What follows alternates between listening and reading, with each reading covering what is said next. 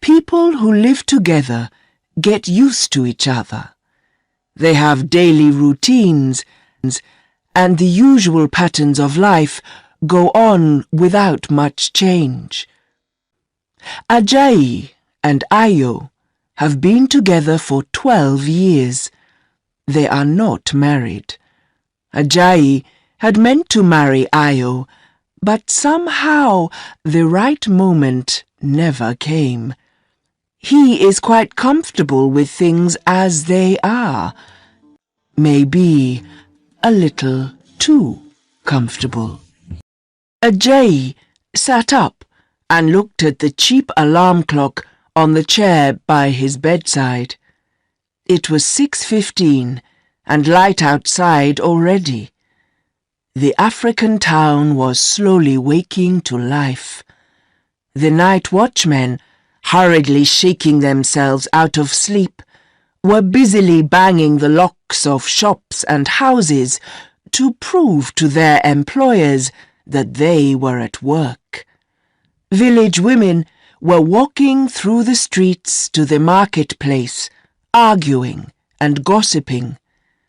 Ajayi tasted his cup of morning tea. It was as he liked it, weak and sugary, without milk. He got up and walked to the window and took 6 deep breaths. Doing this daily, he believed, would prevent diseases of the chest. Then he took a quick bath, taking water from a bucket with a metal cup. By then, Ayo had laid out his breakfast. Ayo was his wife. Not really a wife, he would explain to close friends, but a mistress, a good one. She had given him 3 children and was now pregnant with another. They had been together for 12 years.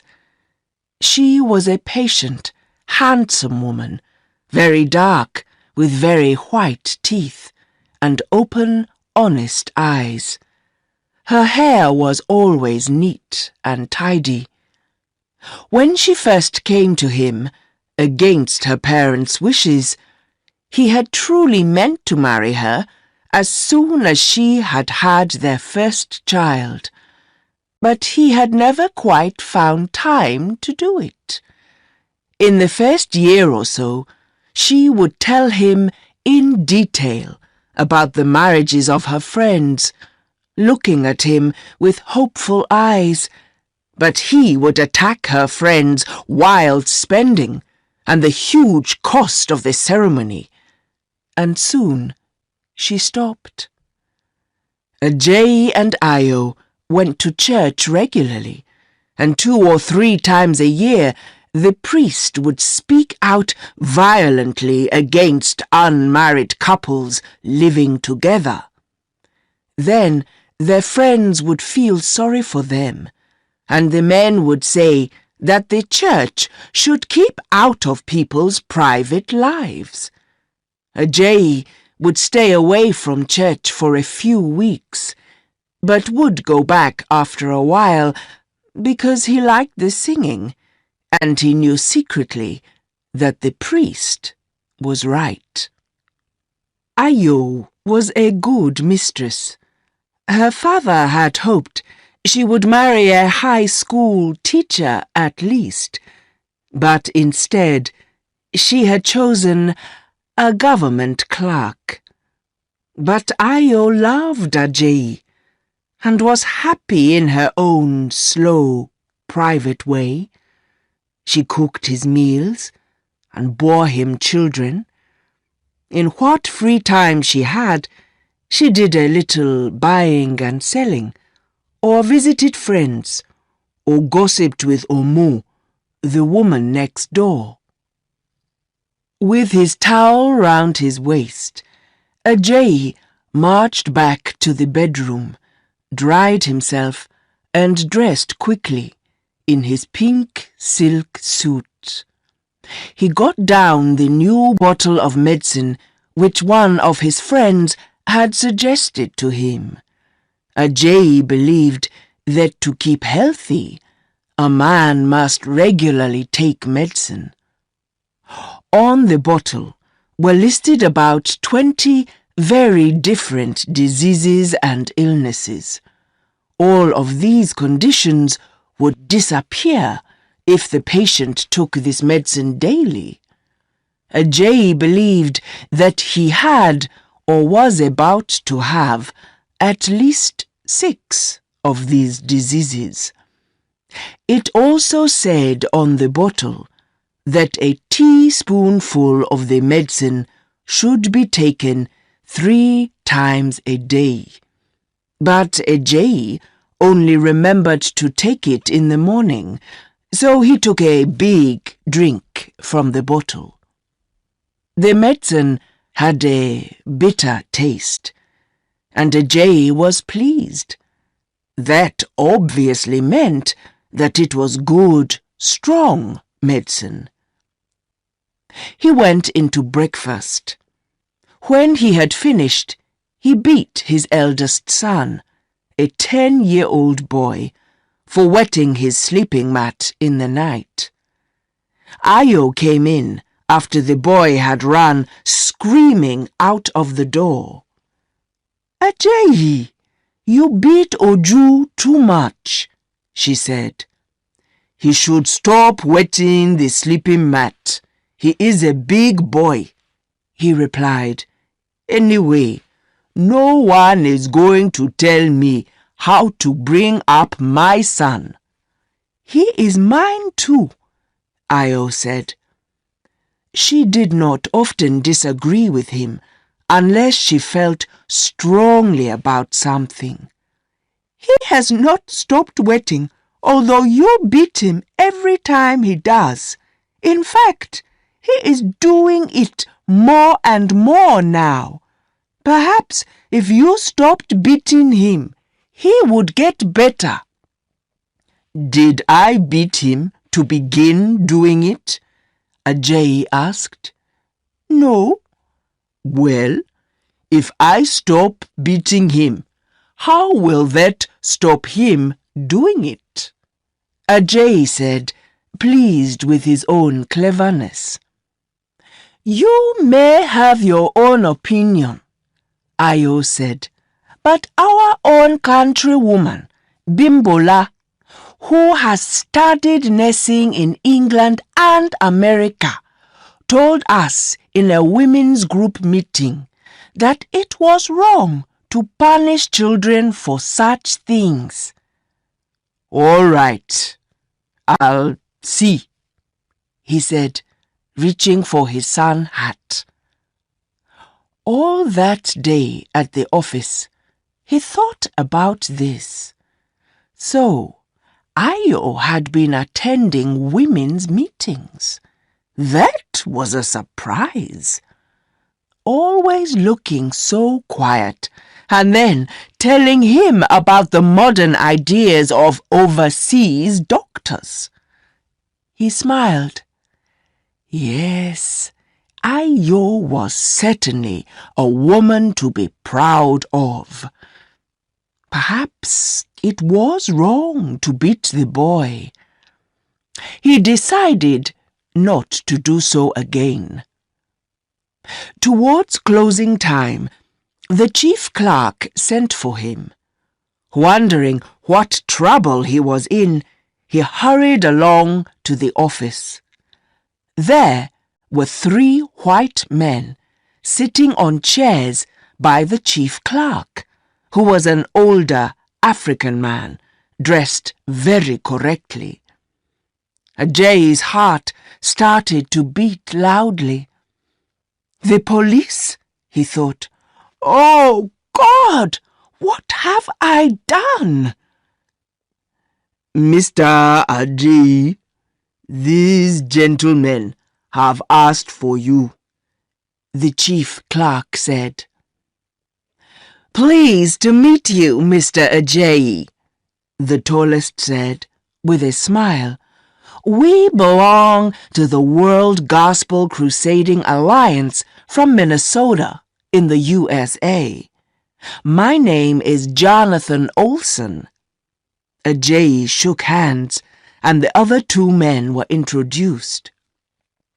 "You expressed an interest in our work a year ago, and we have not forgotten. We are on our way to India, and we thought we would come and see you personally." The boat on which the men were traveling had stopped for a few hours near Ajayi's town. The chief clerk looked at Ajayi with new respect. Ajayi tried desperately to remember any contact with WGCA, as Olson now called it, while he made polite conversation with them. Then suddenly he remembered. Some time ago, a friend who worked at the United States Information Service had given him a magazine which contained an invitation to join the WGCA. He had written to the WGCA asking for information, but really hoping that they would send free Bibles which he could give away or sell. He hoped at least for large religious pictures which he could put up on his bedroom wall. But nothing had happened, and he had forgotten about it. Now here was WGCA in person, 3 persons. At once he invited all 3 and the chief clerk to come to his house for a cold drink. They all agreed. Olson suggested a taxi, but Ajayi quickly told him that the roads were too bad. He had already whispered to another clerk to hurry home on a bicycle and warn Ayo. "Tell her I'm coming in half an hour with white men, and she should clean up and get fruit drinks." Ayo was confused by this message, as she believed all white men drank only whiskey and iced beer. But the messenger said the visitors were friendly, religious-looking men, and he suspected that perhaps they were missionaries. Also, they were walking instead of being in a car. That explained everything to Ayo, and she started work at once. Uju was sent with a basket on his head to buy fruit drinks. Quickly, she took down the calendars with pictures of lightly clothed women and put up the family photographs instead. She removed the magazines and put out religious books and hid the wine glasses under the sofa. She just had time to change to her Sunday dress and borrow a wedding ring from her neighbor when Ajayi and the visitors arrived. The chief clerk was rather surprised at the change in the room, which he had visited before, and in Ayo's dress and ring, but he hid his feelings. Ayo was introduced and made a little conversation in English. This pleased Ajayi greatly. The children, too, had been changed into Sunday suits, faces washed, and hair brushed. Olson was delighted and took photographs for the WGCA magazine. Ayo served drinks and then left the room, leaving the men to discuss serious matters. Olson began to talk enthusiastically about Ajayi's future as a missionary. The visit went well, and soon the missionaries left to catch their boat. Ajayi had been saved from a life as a missionary by the chief clerk, who explained that it was against the rules for government workers. Ajay could even be sent to prison, he said. The missionaries were saddened, but not surprised by this news. The next day, Ajay took the chief clerk a carefully wrapped bottle of beer as a present for his help with the visitors. They discussed happily the friendliness and interest the white men had shown. This visit and Ayo's protest about the beating made Ajay very thoughtful for a week. He decided to marry Ayo. Another reason was the photo that Olsen had taken for his magazine. In some strange way, Ajay felt he and Ayo should marry, as millions of Americans would see their picture as one God-loving and happy African family. He told Ayo about his marriage intentions one evening after a particularly good meal. Ayo at once became worried about him. Was he ill? She asked. Was there anything wrong at the office? No, he answered. There was nothing wrong with wanting to get married, was there? Or was she thinking of marrying somebody else? Ayo laughed. As you like, she said. Let us get married, but do not say I made you do it. They discussed the wedding that night. Ajay wanted Ayo to have a traditional white wedding dress with a veil and flowers. But Ayo decided, sadly, that it was not right for a mother of 3 to wear white at her wedding. They agreed on grey. Ayo particularly wanted a corset because she did not want to look too huge. Ajay gave in on this. But there would be no holiday after the wedding. He said they could not afford it, and one bed was as good as another. Ayo gave in on that, but they agreed on a church wedding. That evening, Ajay, excited by the idea and the talk about the wedding, pulled Ayo to him as they lay in bed.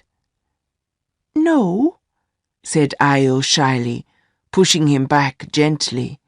You mustn't. Wait until after the marriage. Why? Said Ajay, rather surprised, but obedient. Because it will not be right, Ayo replied seriously. When Ayo's father heard of the coming marriage, he made Ayo move herself and everything she owned back to his house.